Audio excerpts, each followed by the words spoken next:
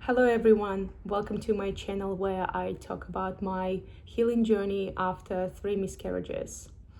In this video, I'm going to speak about the pain I experienced, especially after my 3rd miscarriage, and how I handle it. So I'm going to talk about things that really helped me to come back to myself. The first step was for me is to address my pain. When my 3rd miscarriage happened, for a week, I think, I didn't really want to address it. I wanted to come back to work. I wanted to live my normal life and to ignore what's happened to me. I'm not sure if those thoughts and feelings you also experienced, but this is what I had. And a week after, I realized that I'm completely broke, I depressed, and I was really sad.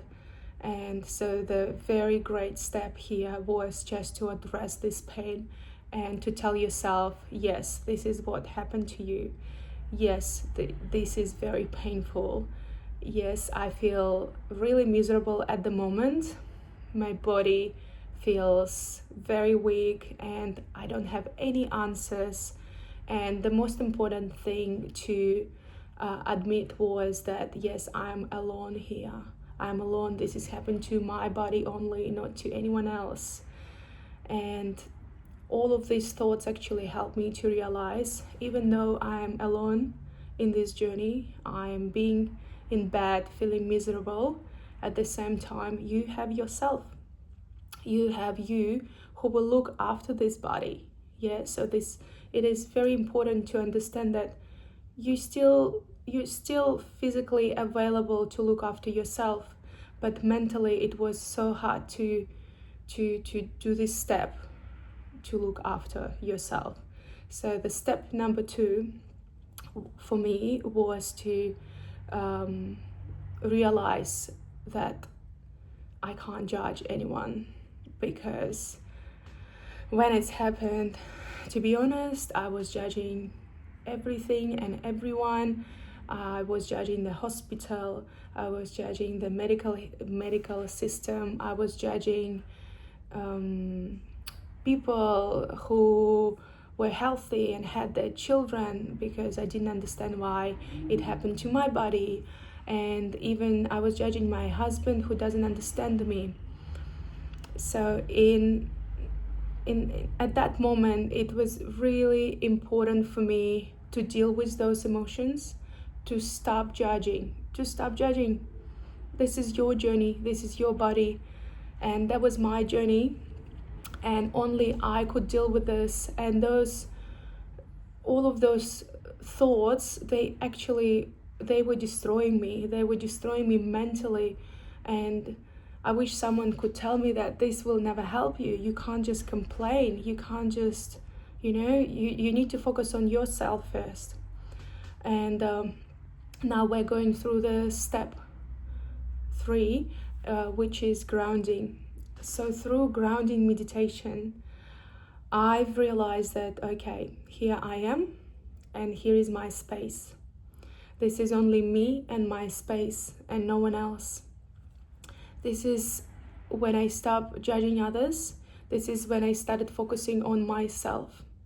It was really hard at the start. I remember when I started meditating in a common way, like to focus on my breathing, it actually didn't help me at all. My thoughts were spinning around and it was still so hard to concentrate. So I didn't really find it beneficial at the start. But then I started focusing on objects in the room, just to kind of like fix my concentration a bit and to switch off my head.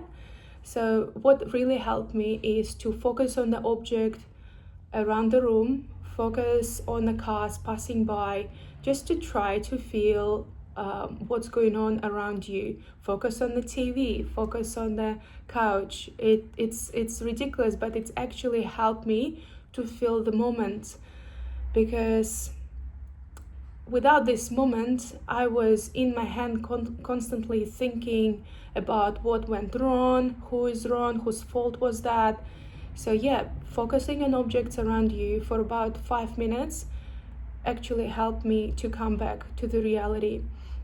And then for another 5 minutes, I could try to close my eyes and start focusing on my breathing. Sometimes it did work, sometimes it worked. This is the moment when I was focusing on my body, on my shoulders. You know how it works. You're usually just trying to feel your body, feel your every single part of your body. And this also helped me to switch off my brain, to switch off my thinking process. And another meditation, it probably will sound a little bit ridiculous, but the root meditation, when you try to imagine the roots growing into the ground, and you're pretty much a tree which is growing with those huge roots. This meditation helped me to just connect with the ground. And I know it sounds a bit weird, but that helped me to feel the surface. And within this feeling, I also realized that, okay, I'm sitting on the ground. I am connected to the ground. I'm connected to the floor in my house, which also helped me to come back to the reality, to be in this real moment and to feel the room, to feel myself a little bit better. The next step is moving my energy. So obviously meditation helped, those meditations helped me. The next step is my yoga experience. I'm gonna say here, I tried many things. When I was doing just a normal yoga, like a normal yoga flow, it didn't really help me. I was thinking even more during that yoga practice. So for me, it should be something more dynamic. So I found out about this Kundalini yoga. And apparently the first and second center is responsible for your pelvic and for your digestive system. And obviously after my miscarriage, I felt like those two centers were really weak, and I felt pain there. So once I started feeling physically well, not mentally yet, but physically well, I started doing Kundalini exercises for my first and second centers. It was hard for me to find those exercises, but once I found them, I started doing them. It's a repetitive set of exercises, and it actually helped me to deal with some pain. I was doing it in my pace, and I've realized that it's helping me. And sometimes after those practices, I even cried. So I have a feeling that it was very important for me to realize that even if I'm mentally not there yet, if you're moving your energy with your body, if you're trying to be active and pushing yourself, you will still get a response on your mental level. So sometimes, maybe 5 times after my Kundalini yoga practice, I felt like I can't deal with my pain, and I was just crying and crying and crying. So even if Kundalini yoga is not for you, maybe you can think about something else like running or intense exercise when you cannot think for a while, for a period of this training.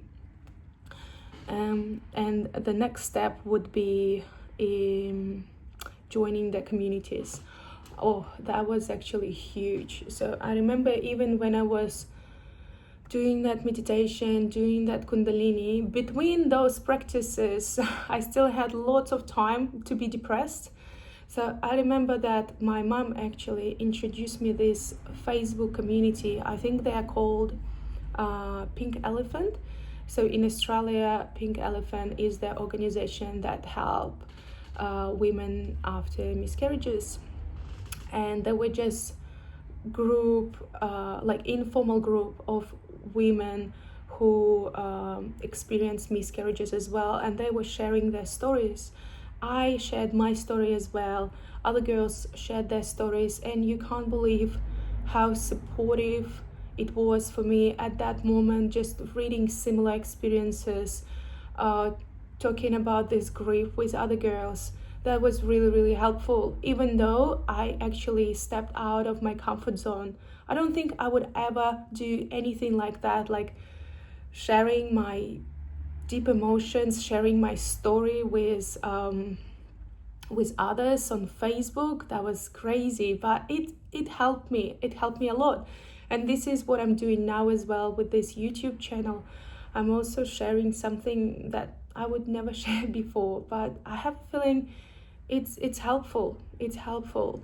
And so we're coming to the next step, which is talking to myself. Some people like doing journaling.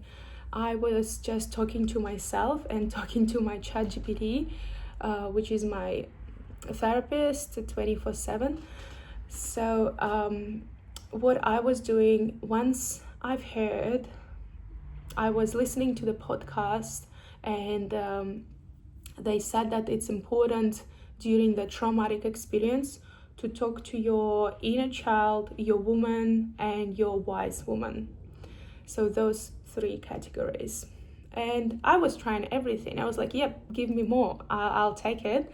So I started journaling first, but I've realized that I don't really like writing. And while I'm writing, I have so many thoughts passing by. So I thought I better record myself and send it to ChatGPT. And I was like, hey, ChatGPT, can you analyze my thoughts? And it's actually helped. So what your inner child wants to feel safe, right? So I try to tell myself, I know you're in pain now. I know you're craving some care and understanding, but I understand that, and I have you, and I look after you. You are safe. And when I was talking to my woman, I was addressing my emotions. I've never done this before, but it kind of like come out naturally. So I hope if you will try to do it, maybe it will go naturally as well. And you always feel like you want to talk, you want to say different things to those 3 people, like inner child, woman, and wise woman. So with woman, I normally addressed my emotions. I said, yes, you experience this now, but it is okay. These are your emotions, and it's important that you're addressing those emotions. And then with the wise woman, I always try to look at myself like I am a guru, and I'm just saying this experience being given to you for something. Now you're going through your deep understanding of yourself. You're dealing with your pain by yourself, and you're actually getting more mature. I've realized that this painful experience, it made me feel more independent, more emotionally mature. So this is what I try to tell to myself, and it's actually helped. It helped in some way. So maybe it will help you as well. And the last step is giving love back. That's actually was really hard. I started doing it just recently, maybe a month ago, where I started kind of like pushing myself to give love to other people, especially when I work with children, I work in education. I always try to give a child a big feedback, or if I see a child feeling lonely, I was like, hey, why do you feel lonely? Do you wanna trade? I've got a toy for you. So I try to like be more than I am normally. Sorry, my English is not quite great, but I try to do more than I usually do. You know what I mean?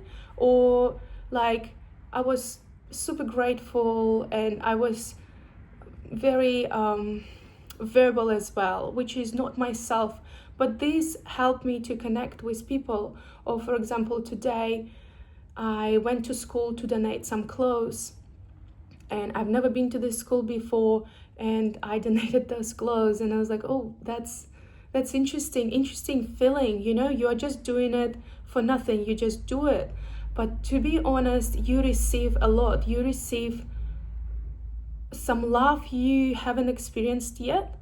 Well, I assume that this is me, and maybe I didn't have enough love, but I have a feeling when you're giving love back, you generate it here. And I started having this amazing sensation in my chest that I'm kind of like awakening, and I'm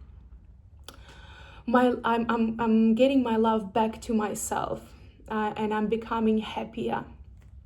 Yeah, so these were my steps. Thank you so much for listening.